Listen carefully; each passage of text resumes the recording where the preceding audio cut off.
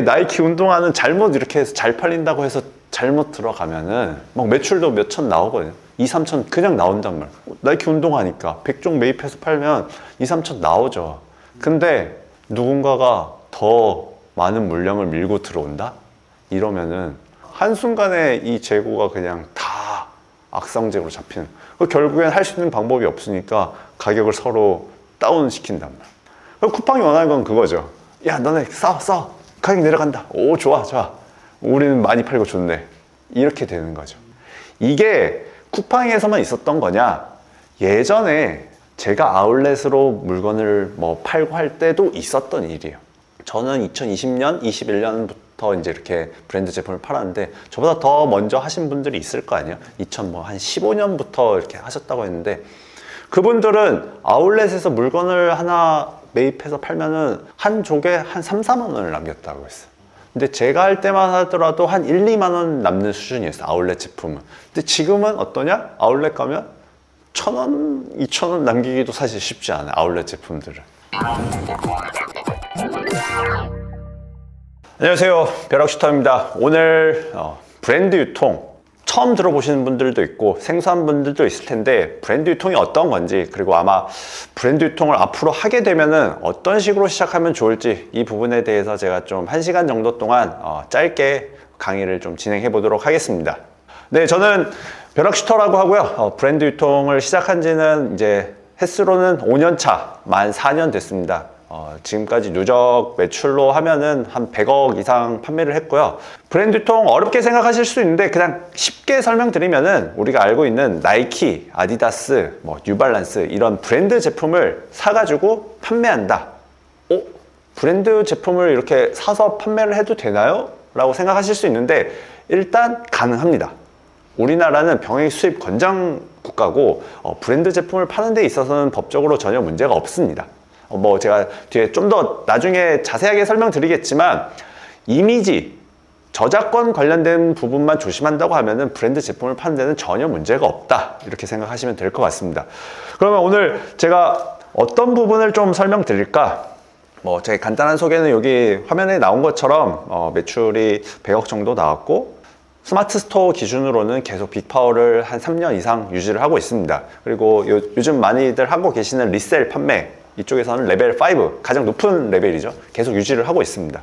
그래서 오늘 제가 좀 설명드릴 부분은 벌써 4년, 5년이나 된 이 브랜드 유통 지금 들어가서 해도 괜찮을까요? 이런 부분부터 요즘 그런 브랜드 유통은 어디서 하면 좋을지, 예전처럼 크림 리셀하는 게 좋은 건지, 요즘 유튜브에 가장 많이 나오는 쿠팡 로켓크로스로 하는 게 좋은 건지, 아니면 예전처럼 그냥 스마트 스토어로 하는 게 좋은지, 이 부분에 대해서 설명을 드릴 거고요. 처음 초보자가 하기 좋은 방법, 그리고 내가 자본금이 어느 정도 있는 사람이 할 수 있는 방법, 그리고 앞으로 내년에는 어떤 식으로 흘러갈지 그거에 맞게 대응을 할 수 있는 방법, 여기까지 좀 더 자세하게 설명을 드리도록 하겠습니다. 아마 최근 한 1, 2년 동안은 리셀이라고 많이 들어보셨을 거예요. 신발을 사가지고 프리미엄이 붙은 제품들을 판매하고 이런 게 워낙 보편화돼서 제가 최근에 한 1, 2년 동안 해외도 많이 갔다 왔는데 한국 사람이 보이면은 그 매장에 가면 다들 핸드폰을 하고 계시더라고요. 그러니까 예전에는 그냥 아울렛 가면은 이제 핸드폰 보고 크림에서 가격 남는 걸 판매하고 이런 게 좀 흔해졌다고 하면은 이제는 그냥 아울렛뿐만 아니라 해외 어디를 가도 우리나라 사람들이 보이면은 다들 한 번씩 크림을 쳐다보시더라고요. 이게 진짜 보편화가 됐구나 할 정도로 많은 분들이 차익 거래를 하고 계신 것 같습니다. 그러다 보니까 사실 이 브랜드 유통을 할 수 있는 방법은 여러 가지가 있어요. 가장 쉽게 할 수 있는 방법이 크림, 또 솔드아웃이나 스타엑스, 포이즌 이런 형태로 해외에 있는 플랫폼까지 할 수 있는 거고, 그 다음에 온라인 판매라고 하면은 어쨌든 우리나라에서 제일 큰 쇼핑 앱은 쿠팡, 그리고 마지막으로 어쨌든 쿠팡이 이러고 저러고 해도 네이버 스마트 스토어, 이렇게 크게 세 가지 형태로 좀 판매를 할 수 있을 것 같아요. 물론 11번가 옥션, 지마켓 이런 데도 있지만 크게 좀 매출이 나오고 돈을 벌 수 있는 데라고 하면은 크게 세 가지 정도 카테고리가 될 것 같아요. 가장 쉬운 거는 당연히 크림입니다. 근데 여기서 중요한 거는 크림을 해보신 분들도 있을 거고 이제 크림으로 뭔가를 판매해 보시려는 분들도 있을 텐데, 아마 주변에서 크림 하시는 분들을 제일 많이 하는 얘기가 야 그거 이제 돈 안 돼, 못 벌어, 이 얘기를 제일 많이 하실 거예요. 왜냐하면 많은 사람이 유입이 됐습니다. 이거는 부정할 수 없는 사실이에요. 근데 그러면 여기서 돈을 못 버냐? 그건 또 아니에요. 돈을 벌 수는 있습니다. 하지만 영업이익이라고 하죠. 영업이익 혹은 내 시간 투입 대비 벌 수 있는 돈이 줄어들었다는 거예요. 그러니까 예전엔 내가 1시간에서 알바하면 10,000원 벌잖아요. 근데 크림으로 하면은 20,000원, 30,000원 벌 수 있었어요. 그럼 알바하는 것보다는 크림에서 뭐 상품 찾고 판매하는 게 낫겠죠. 근데 지금은 그렇진 않다는 거예요. 거의 지금 잘 파시는 분들도 사실상 마진이 한 10% 초반? 이 정도까지 내려왔어요. 근데 실질적으로 뭐 세금까지 내고 하면은 거의 한 자릿대로 마진이 떨어졌다. 그러니까 쉽지 않은 시장이다. 오히려 부업으로 하기에는 이것만큼 매력적인 곳은 없다. 그러니까 차라리 한 50만 원에서 100만 원 버는 거는 전혀 문제 없는데 애매하게 뭐 크림에서 좀 팔고 한 200만 원, 300만 원 번다고 나 퇴사하고 크림으로 뭐 전업하겠다. 이거 진짜 위험한 거예요. 오히려. 뭐 그래서 많은 분들이 사실 이제 크림에서 안 되니까 포이즌으로도 넘어가기도 하고 상대적으로 경쟁이 약한 플랫폼으로 가긴 하는데 한계가 있어요. 왜냐? 크림이라는 것 자체가 혹은 뭐 포이즌이라는 거 차이 거래라는 것 자체가 우리가 할 수 있는 거 핸들링 할 수 있는 거는 딱 가격밖에 없어요. 상세 페이지를 꾸밀 수 있는 것도 아니고 썸네일을 바꿀 수도 있는 것도 아니고 그렇다고 해서 한정판 제품을 나만 갖고 올 수 있는 것도 아니고 경쟁을 해서 할 수 있는 건 오로지 가격밖에 없단 말이에요. 그러니까 접근하기는 쉽지만 처음 시작하기는 쉽지만 사람들이 몰리면 가격이 무너질 수밖에 없는 거죠. 그러다 보니까 이걸로 뭔가 수익을 해서 사업을 하기까지는 좀 힘들지만 여전히 한 50만 원에서 100만 원 정도 버는 데까지는 2025년에도 문제 없다. 그러니까 브랜드 유통 내가 좀 가볍게 접근하고 싶다고 하시면은 여전히 크림 포이즌을 하시면 될 것 같습니다. 오늘 사실 제가 여기서 드리고 싶은 말씀은 크림에 뭐 어떻게 하는 것보다도 쿠팡 그리고 스마트 스토어 어떤 걸 하는 게 좋을까 이 고민을 많이 하실 거예요. 크림에서 좀 팔아보신 분들이라고 하면은 야 여기 경쟁이 너무 치열하다 혹은 크림 하려고 했더니 크더싼 크림이 더 싼데요? 이 말 진짜 많이 하는데 이래가지고 내가 돈을 못 벌 것 같아. 그럼 쿠팡이 답인가요? 스마트 스토어가 답인가요? 이거에 대해서 좀 더 명쾌하게 좀 답변을 드리려고 합니다. 쿠팡 많이 하시죠? 네. 네이버 요즘 하면은 네이버에 들어가서 뭐 하세요? 뉴스밖에 안 보시죠? 네이버에서 뭐 검색해서 찾아보세요? 잘 안 보시죠? 네. 뭐 구글에서 검색하시죠?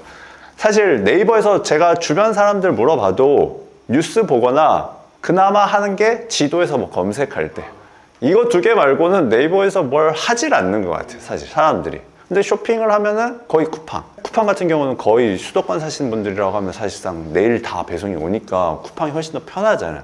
근데 여전히 쿠팡에는 문제가 있죠.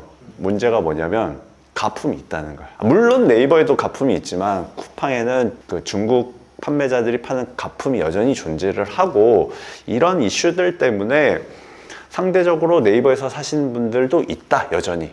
그렇지만 쿠팡이 훨씬 압도적으로 네이버를 이기고 치고 나가는 속도가 점점 격차가 크게 벌어지는 것 같습니다.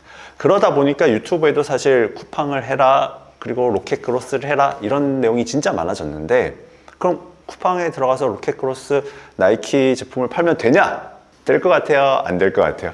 잘하면 되고 네. 잘 못하면 안 될 것 같아요. 물론 뭐 사실 뭐 그렇게 말하면은 뭐 이게 강의가 아니겠죠. 기본적으로는 맞습니다. 뭐 쿠팡에 들어가서 나이키를 판면은 잘 팔립니다. 야, 내가 뭐 이러다가 떼부자 되는 거 아니야? 할 정도로 어느 정도는 팔립니다. 왜냐하면 쿠팡은 그 네이버와 좀 다르게 신규 판매자를 밀어주는 로직들이 어느 정도는 좀 더 잘 돼 있어요. 상대적으로 네이버는 한번 잘 팔리는 판매자가 막 리뷰가 쌓이고 이러면은 순위가 바뀌기가 쉽지 않은데 쿠팡은 여전히 이 개인화 로직 자체가 PD님이 화면 검색했을 때 나오는 화면이랑 제가 검색했을 때 나오는 화면이랑 다르기 때문에 지역 기반, 나이 기반, 뭐 연령대, 성별 이런 거에 따라서 다 다르게 나오기 때문에 여전히 기회가 있습니다. 처음 올리는 사람한테도. 근데 문제가 뭐냐? 쿠팡에 아까 제가 가품이 문제라고 했죠. 그럼 쿠팡에 얼마나 많은 상품이 있을까요? 뭐 몇억 개? 몇 천억 개? 몰라요. 저도 얼만큼 상품이 올라가 있는지 모르겠어요. 근데 어쨌든 쿠팡에서는 이 제품들 중에 가품을 걸러내야 되잖아요. 하나하나 너 가품 파세요? 물어볼 수도 없고 검증이 안 되다 보니까 쿠팡에서는 그냥 AI가 브랜드 제품을 파는 사람들한테 소명 요청을 하는 거야. 너 이거 어디서 구해서 파는 거야? 계속 메일을 보내는 거야. 사실 소명이라는 건 서류만 내면 되기 때문에 가품을 팔면서 서류만 그냥 나 이거 매장에서 산 거야, 뭐 온라인 어디서 산 거야 라고 하면은 사실 끝이에요. 근데 한두 번은 그렇게 할 수 있지만 계속 소명이 날라온다고 하면은 방법이 없죠. 그러다 보니까 쿠팡에서도 이걸 한 명 한 명 물어가지고 할 수 없다 보니까 계속 보내는 거예요. 그래서 정지를 먹는 계정도 많아졌고, 셀러들이 문제가 아니라 이런 중국 판매자들이 너무 많아서 구분을 할 수가 없으니까 쿠팡 그 AI가 너 중국 판매자야? 너 정품 파는 셀러야? 가품 파는 셀러야? 이걸 다 확인은 안 되니까 그냥 다 보내는 거야. 무작위로 그냥 다 보내고, 맞으면 소명해. 그럼 계속 팔게 해줄게. 뭐야, 소명 못했어? 잘 가. 아웃. 쿠팡에서 나가. 이렇게 된 거죠. 이러다 보니까 사실 최근 2, 3개월 내에 많은 분들이 계정 정지를 엄청 당했어요. 보통 이제 셀러분들이라고 하면은 재고를 다 갖고 파는 게 아니라 뭐 구매대행이나 위탁 형태로 판매를 하는데, 안 팔린 것까지 소명을 하라고 하니까 영수증이 없는데, 구매 증빙할 게 없는데 소명을 하라고 하니까, 그리고 이미 이 상품 또 없어서 심지어 삭제를 했는데 소명을 하라고 하니까, 그리고 무슨 상품을 소명하라고도 얘기도 안 해. 그냥 다 소명하라고 해. 내가 뭘 삭제했는지도 기억도 안 나는데 소명하라니까 황당하고, 못해? 정지, 아웃. 이렇게 돼버리니까 쿠팡 하시는 분들이 많이 어려워요. 아, 쿠팡 이제 답은 결국에는 로켓크로스구나. 매입을 해서 사입을 해서 판매를 하면 되는구나. 많은 분들이 이렇게 전환을 하기 시작했어요. 사실 저는 이 얘기를 많이 작년부터 드렸는데, 올해 이제 이렇게 정지를 많이 당하다 보니까 많은 분들이 로켓으로 매입을 해서 판매를 하기 시작했어요. 그러다 보니 초반에 하셨던 분들은 경쟁이 별로 없었을 거 아니에요. 그리고 매입을 한다는 게 뭐 중국 제품들이야 5,000원, 만원짜리도 매입을 할 수 있고, 그걸 막 500개, 1000개씩 매입할 수 있는데, 신발은 사실 한 3, 4개만 사도 4, 50만 원 그냥 되고, 뭐 한 10쪽, 한 상품에 사이즈별로 하나씩만 사도 100만 원 그냥 넘어가고, 이게 처음 시작하는 분들 입장에서는 쉽지 않아요. 그러다 보니까 많은 분들이 못했어요. 로켓으로 들어가서. 그래서 사실 로켓으로 판매하시는 분들 들어가서 엄청 잘 팔았죠. 그게 지금까지였어요. 아, 지금까지. 지금까지는 당연히 잘 될 수밖에 없었던 거죠. 상대적으로 파는 사람도 별로 없고, 이미 이 매입하는 데서 진입장벽이 높아지니까 나가 떨어지는 사람들이 많았단 말이에요. 매입을 한다고 하더라도 규모가 크게 갈 수가 없는 거죠. 한 요 정도 매입을 할 수 있는, 그러니까 테스트 정도밖에 못 하는 거죠. 그래서 나이키를 팔면은 아까 말씀하신 대로 잘 하면은 잘 팔리는 거였어요. 근데 이제는 그렇진 않다. 이제 나이키 파는 판매자들이 많아지다 보니까, 원래 잘 파시던 분들은 뭘 팔겠어요? 나이키만 팔겠어요? 브랜드 제품이 나이키뿐만 아니라 여러 가지 브랜드가 있잖아요. 그러니까 남들이 안 파는 브랜드 먼저 선점해서 매입해서 로켓으로 들어가는 거예요. 그냥 또 잘 팔고 있어요. 여전히 그분들은. 근데 처음 시작하시는 분들은 브랜드 유통 나도 해봐야겠다. 일단 브랜드 유통 하면 나이키지. 이거 매입해서 팔면 팔린대. 매입해서 넣었는데 보면은, 제가 화면 한번 보여드릴게요. 예전에는 나이키 운동화라고 검색을 해도 사실 이 판매자 로켓, 우리가 말하는 로켓 크로스 제품이 사실 별로 없었어요. 근데 제가 검색했을 때 로켓 판매자가 몇 명이나 될까? 그냥 1페이지 기준으로 하나, 둘, 셋, 넷, 다섯, 여섯, 일곱, 여덟, 아홉. 그러니까 거의 사실상 절반 정도가 로켓 크로스로 판매를 하고 있어요.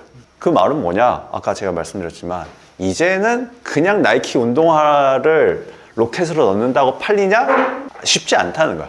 설사 팔린다고 하더라도 쿠팡의 가장 큰 단점이 뭐냐면 아이템 위너예요.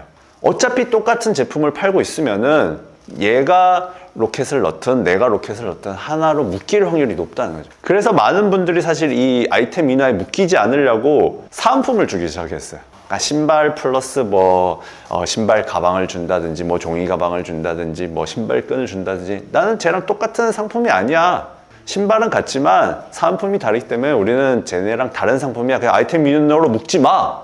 라고 했는데 이게 어느 정도 먹혔어요. 그게 올해 한 중반 정도까지였던 것 같아요. 근데 올해 하반기 이제 4분기 넘어오면서부터는 무슨 소리야, 상품 자체가 똑같잖아, 사은품만 다르지, 아이템 인원 묶인 거 우리 해제 못 해줘. 이게 쿠팡의 스탠스예요.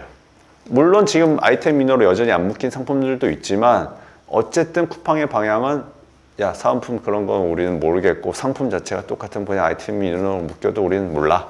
왜냐, 쿠팡 입장에서는 팔면 되거든요. 자기는 수수료만 받으면 되지, 이게 아이템 인어가 묶이든 말든. 설사 가품이랑 아이템 인어가 묶인다고 한들 상관없어요. 사실 쿠팡은 팔려서 수수료만 받으면 돼요. 나중에 뭐 그걸 가품을 신고를 하든 말든 그건 그 다음 문제인 거고, 쿠팡의 관점에서 보면은 그냥 팔면 땡이에요. 그러다 보니까 실질적으로 처음 브랜드 유통을 하시는 분들이 그냥 단순히 로켓, 나이키 입고 시켜 매입해서 팔면 된다? 위험하다는 거예요. 오히려 안 되는 게 아니라 위험할 수 있다는 거예요. 막 잘 팔려가지고 처음에는 한 10쪽 매입해서 팔다가 한 30쪽 매입했다가 진짜 잘 100쪽 매입했는데 뭔가 아이템 인어로 딴 애가 더 싸게 들어왔어. 이게 중국 거는 1000개 물려도 그냥 100만 원 뭐 어떻게 이렇게 폐기 처분하고 하면 끝나요. 근데 이게 나이키 운동화는 잘못 이렇게 해서 잘 팔린다고 해서 잘못 들어가면은 막 매출도 몇천 나오거든요. 2, 3천 그냥 나온단 말이에요. 나이키 운동화니까 100종 매입해서 팔면 2, 3천 나오죠. 근데 누군가가 더 많은 물량을 밀고 들어온다? 이러면은 한순간에 이 재고가 그냥 다 악성재고로 잡히는. 결국엔 할 수 있는 방법이 없으니까 가격을 서로 다운시킨단 말이에요. 쿠팡이 원하는 건 그거죠. 야, 너네 싸. 가격 내려간다. 오, 좋아. 우리는 많이 팔고 좋네. 이렇게 되는 거죠. 이게 쿠팡에서만 있었던 거냐? 예전에 제가 아울렛으로 물건을 뭐 팔고 할 때도 있었던 일이에요. 저는 2020년, 21년부터 이제 이렇게 브랜드 제품을 팔았는데 저보다 더 먼저 하신 분들이 있을 거 아니에요? 한 15년부터 이렇게 하셨다고 했는데 그분들은 아울렛에서 물건을 하나 매입해서 팔면은 한 족에 한 3, 4만 원을 남겼다고 했어요. 근데 제가 할 때만 하더라도 한 1, 2만 원 남는 수준이었어요. 아울렛 제품은. 근데 지금은 어떠냐? 아울렛 가면 1,000원, 2,000원 남기기도 사실 쉽지 않아요. 아울렛 제품들은. 워낙 그거를 많은 사람들이 접하다 보니까. 근데 쿠팡도 비슷한 형태로 흐름으로 가고 있다. 그렇기 때문에 당장 매출은 잘 나올지언정 위험할 수도 있다는 것을 분명하게 인지를 하고 해야 된다. 그러니까 안 된다는 게 아니라 무조건 나이키를 할 게 아니라 나이키 말고 어떤 브랜드 제품들이 또 잘 팔리는지 공부도 해야 되는 거고, 그건 상대적으로 이제 경쟁이 약하니까 이런 것들을 좀 생각을 하고 들어오셔야지. 안 그러면 매입을 이만큼 했는데 어떡하죠? 표시더니 저 매입을 이만큼 했는데 이거 어떻게 팔아야 되나요? 이렇게 되는, 진짜 저한테 그렇게 SOS 요청하시는 분들이 있단 말이에요. 위험하다. 정확하게 저는 이걸 말씀드리고 싶었어요.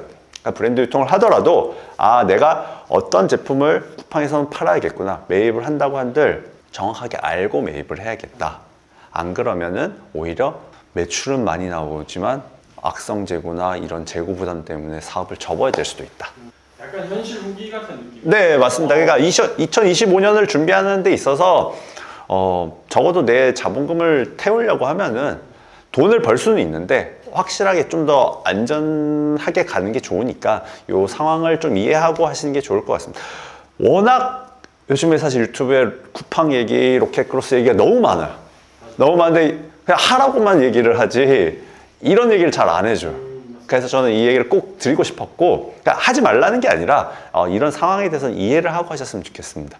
자, 그러면 나는 사실 자본금도 없고 쿠팡에 매입해서 하는 것도 이렇게 위험하기도 하고, 그러면 난 시작하려는 사람인데 어떻게 해야 돼요? 그냥 하지 말까요?